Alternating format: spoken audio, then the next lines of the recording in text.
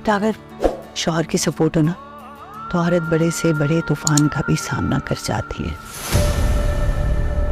देखो वैसे ही बहुत बातें बन चुकी हैं। क्यों? मैं अफनान की बीवी हूँ, इस घर पे मेरा पूरा हक।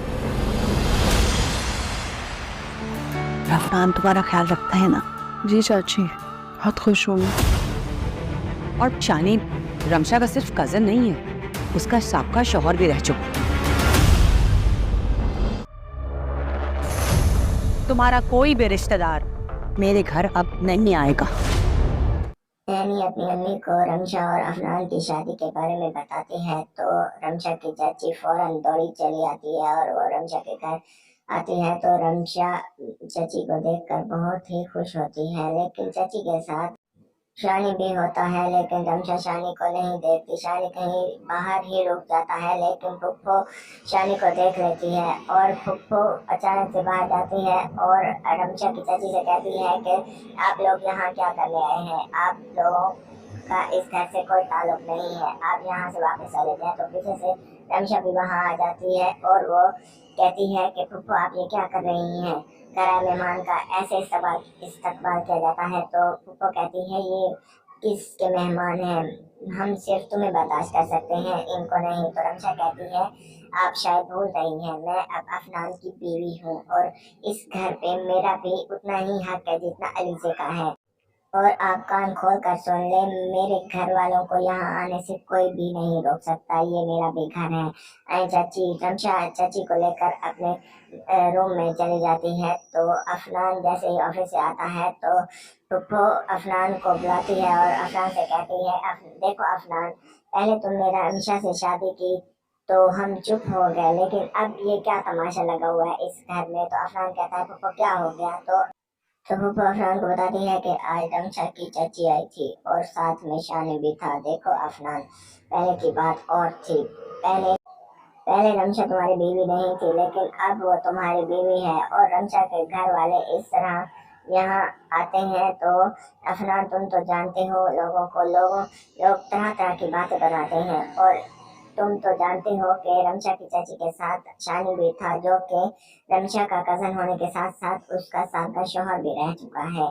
और इस तरह लोग देखेंगे तो हम पर बहुत सी बातें बनाएंगे। तो तुम प्लीज रमशा से बात करो और उसे कहो कि आईना के बाद उसके घर वाले यहाँ पर ना आए। तो अफनान ये सुनकर बहुत ही गुस्से में आ जाता है और कहता है ठीक है पप्पू, मैं जा रहा हूँ रमशा के रूम में, मैं जरा उससे बात करता हूँ। तो अफनान पप्पू के रूम से निकल कर सीधा रमशा के रूम में जाता है और रमशा को कहता है कि रमशा आज कौन आया था घर में। तो रमशा कहती है चाची आई थी। तो अफनान रमशा से कहता है कि सिर्फ चाची आई थी। तो रमशा कहते हैं हाँ अफनान, चाची ही आई थी मुझे मिलने के लिए और कुछ देर बैठी और वापस चली गई। तो अफनान कहता है तुम झूठ क्यों बोल रही हो, मुझे सच बताओ और कौन आया था उसके साथ। तो रमशा कहती है अफनान मैं सच कह रही हूँ, सिर्फ चाची ही आई थी और वो मुझसे मिलकर वापस चली गई। तो अफनान कहता है तुम कितना झूठ बोलती हो, चाची के साथ शानी भी आया था, तुमने मेरे साथ झूठ बोला। तो रमशा कहती है अफनान मुझे नहीं पता कि शानी आया था या नहीं आया था, मुझे ये नहीं मालूम कि पुप्पो चचा के साथ आई है या शानी के साथ। तो अगर शानी आया होगा तो बाहर खड़ा होगा, मैंने शानी को नहीं देखा, तो मैं किस तरह कह सकती हूँ आपको कि शानी भी साथ आया था। शानी शायद बाहर ही खड़ा होगा अगर आया भी है। तो अफनान कहता है रमशा कान खोल कर सुन लो, आज के बाद मुझे शानी इस घर के इर्द गिर्द भी नजर न आए, वरना बहुत बुरा होगा।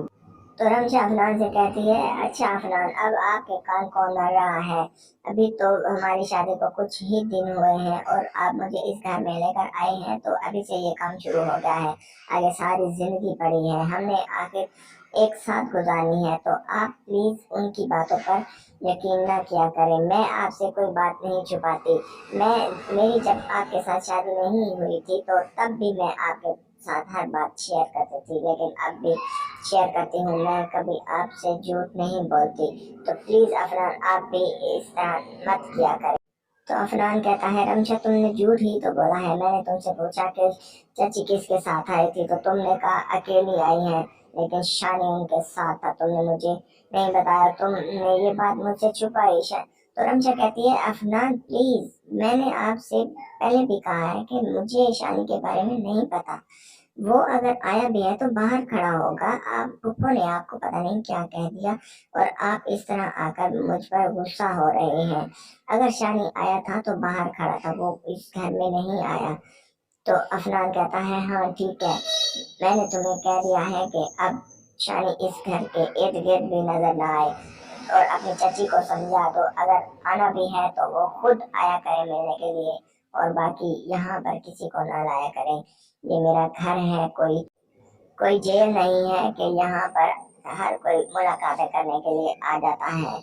तो आईना के बाद ख्याल रखना। तो रमशा अफनान को एकदम एक नजर से देखती है और उसे कहती है अफनान बस यही मोहब्बत थी तुम्हारी, तुम्हें मुझ पर यकीन ही नहीं रहा, तुम मुझे इस घर में लेकर आए हो और अभी से तुम्हारा मूड भी चेंज हो गया है और तुम हर वक्त मुझसे लड़ते रहते हो और बात बात पर मुझसे झगड़ते हो और मुझसे खफा हो जाते हो।